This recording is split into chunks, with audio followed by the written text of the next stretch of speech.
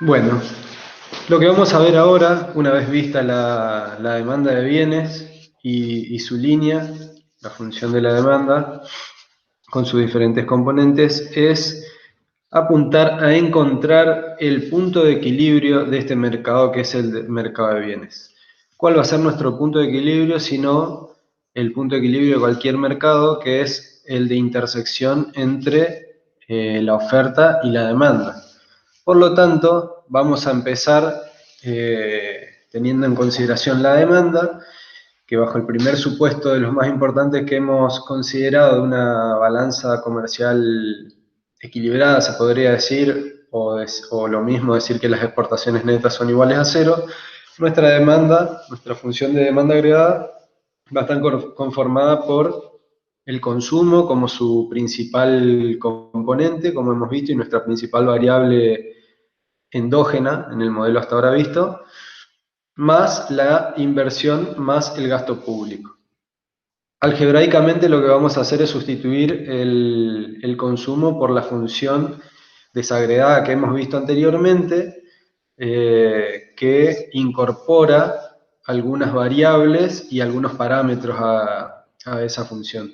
Dijimos que el consumo era una función lineal dependiente de la renta disponible, que a su vez la renta disponible es la renta o los ingresos detrayendo los impuestos que cobra el Estado, y sumadas ya las transferencias que efectúa el mismo.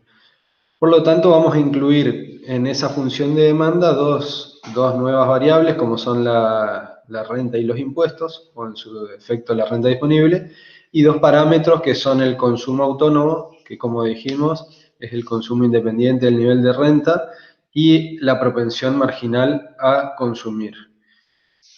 Partiendo de esta función de demanda agregada, lo que tenemos que hacer es llegar o proponer cuál va a ser la condición de equilibrio del mercado. Y como recién decíamos, la condición de equilibrio del mercado va a ser que tanto la oferta como la demanda sean iguales. Por eso es que vamos a tomar esta condición de equilibrio que dice que la renta o la producción, en realidad a este nivel es correcto leerlo como producción igual a demanda, que es la oferta igual a la demanda, y con un reemplazo de términos vamos a tener que la producción es igual a la función desagregada de la demanda. Como conclusión, ¿qué podemos decir? Que en condiciones de equilibrio la producción I es igual a la demanda Z, y que a su vez la demanda depende de I, de la renta. Como dijimos, depende de la renta disponible. La I en particular es igual a la producción por una cuestión de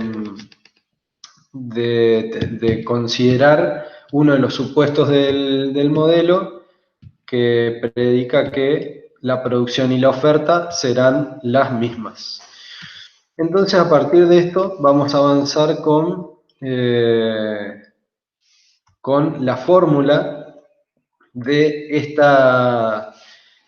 este nivel de producción, que debe estar en equilibrio para igualar oferta y demanda de bienes.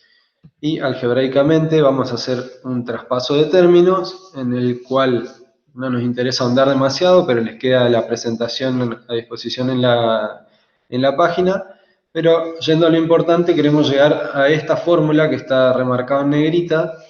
que básicamente es la fórmula del nivel de producción o de la producción de equilibrio,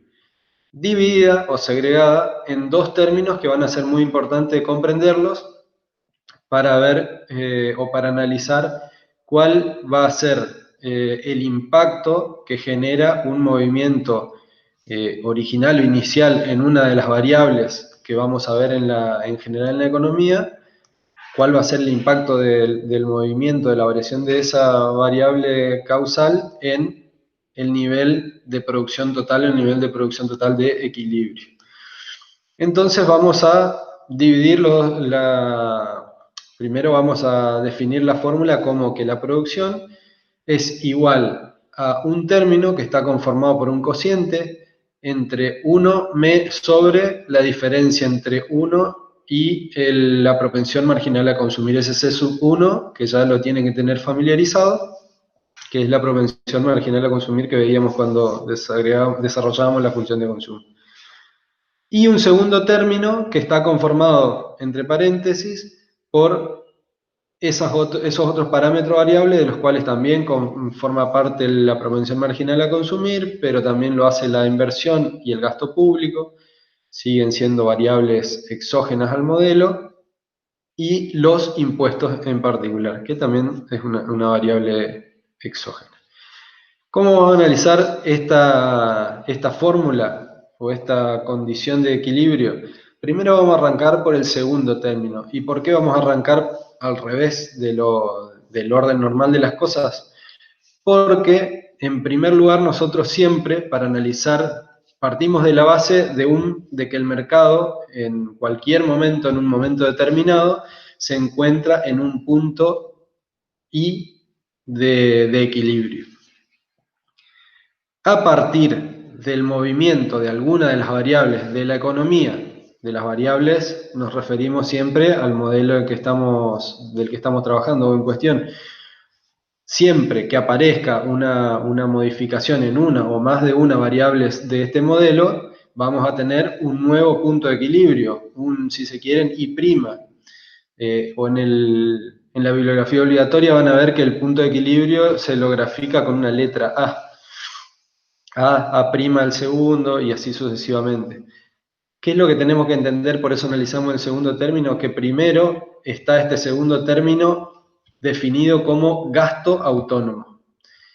Gasto autónomo, que es la parte de la demanda de bienes que no depende en absoluto de la producción. Si ven el segundo término, en ningún lugar está involucrada la renta, sí están involucrados los impuestos, sí está involucrado el consumo, el gasto, la inversión, pero no la renta. ¿Cómo va a ser esto? Cualquier variación o por ejemplo, si nos vamos al gasto público, cualquier medida fiscal que tome el gobierno nos va a afectar el gasto público y va a generar un incremento en particular del segundo término, que va a traer como repercusión una variación también en el nuevo nivel de la producción de equilibrio. Pero acá es donde aparece la importancia y la significancia del primer término, que lo que explica básicamente es cuántas veces va a repercutir el cambio que sufrió el gasto autónomo en su totalidad, pero si desagregamos en este caso que mencionábamos el gasto público, si fue la única de las variables que tuvo una modificación, modifica el gasto autónomo en su totalidad, y lo que explica el multiplicador es en cuántas veces esa modificación va a replicar en el nivel de producción nuevo, es decir, en qué cantidad varía la producción de equilibrio como consecuencia del incremento de esa demanda agregada autónoma o de ese gasto autónomo. ¿Sí? Ese multiplicador, esa proporción de variación que va a sufrir la producción o el nivel de producción de equilibrio, se va a denominar multiplicador del gasto y va a estar conformado, como decíamos, como el cociente entre 1 y la diferencia entre 1 y C sub 1, que lo conocen, que es la propensión marginal a consumir, y que como lo vimos cuando lo definíamos, hacíamos la aclaración de que era un número que sí o sí iba a estar entre 0 y 1, nunca pudiendo ser menor ni mayor a eso. Entonces, antes de llegar a los resultados del gráfico, lo que hay que hacer hincapié acá, porque vimos y a veces pasamos de largo algún desarrollo algebraico de cómo llegamos a las fórmulas, por ejemplo, la del nivel de producción de equilibrio, la ecuación de equilibrio. Lo que es importante que ustedes entiendan a esta altura es que hay tres instrumentos que vamos a utilizar siempre para explicar la materia y sus distintas lógicas. En primer lugar, el álgebra, que es simples matemáticas que lo que nos permiten, a los que nos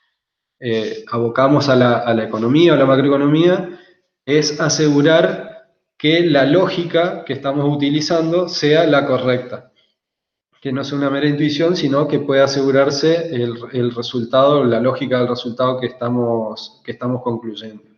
Eso va a ser el álgebra. Por otro lado, vamos a usar los gráficos, que es una muy buena herramienta o instrumento que les va a permitir a ustedes dar a entender y también comprender rápida e intuitivamente lo que sucede en una economía, en este caso en particular en el mercado de bienes, y las palabras porque son la forma última para expresar cuáles son las conclusiones a las que han arribado o los resultados que han obtenido. Entonces, por eso es que en la misma secuencia de la presentación llegamos a una ecuación de equilibrio del mercado de bienes con un nivel determinado de producción de equilibrio que se define por el álgebra como el gasto autónomo o la demanda agregada autónoma por el multiplicador del gasto. Y así llegamos a este primer gráfico, que es el gráfico del punto de equilibrio inicial de la economía, que como les decía, la bibliografía lo simboliza con la letra A, y que se trata del punto de intersección entre la curva de oferta, que es la curva que ven de 45 grados en negrita, que tiene pendiente igual a 1, y que se entiende que sea de 45 grados porque supusimos que tanto la producción, que la producción era igual a la renta, y ven la función de demanda como una función que, como decíamos previamente en el dictado de las clases,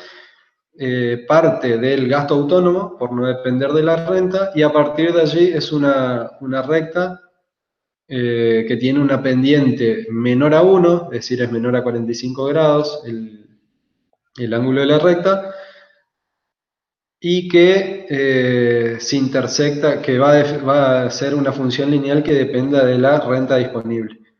encontrando un punto de intersección en este mercado como el punto A. Bueno, ¿qué vamos a hacer ahora a partir de proponer un ejemplo, partiendo de la ecuación de equilibrio a la que queremos profundizar? Y vamos a poner el ejemplo